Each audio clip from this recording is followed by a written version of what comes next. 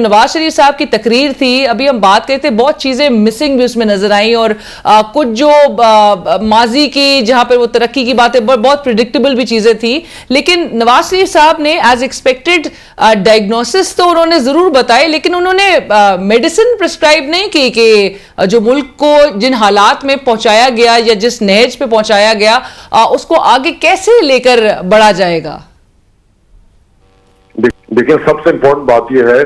कि आज लाखों का मजमा था उधर मियां नवाज शरीफ को रिसीव करने के लिए,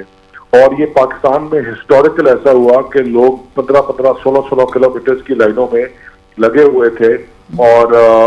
क्या नाम है, वहां पहुंच नहीं सके। और आज जो पाकिस्तान की तारीख में मियां नवाज शरीफ का जो इस्तकबाल था, वो उन गरीब लोगों की तरफ से, उन बेरोजगार लोगों की तरफ से जो पाकिस्तान से नाउमीद, पाकिस्तान की मैशत से नाउमीद थे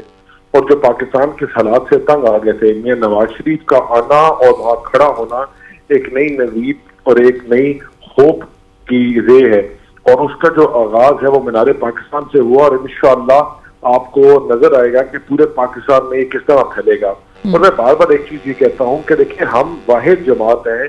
जिसने डिलीवरेंस के ऊपर बात नहीं, डिलीवर करके दिखाया है, बार बार डिलीवर किया है। और उसमें पाकिस्तान, जब मुश्किल हालात मिले पाकिस्तान के, जब हालात रहे, पाकिस्तान को अगर ठीक किया तो हमारी जमात ने किया, मियां नवाज शरीफ ने किया, और आज भी इंशाल्लाह पाकिस्तान को इस बहरान से, इन तारीखियों से मियां नवाज शरीफ ही निकालेंगे।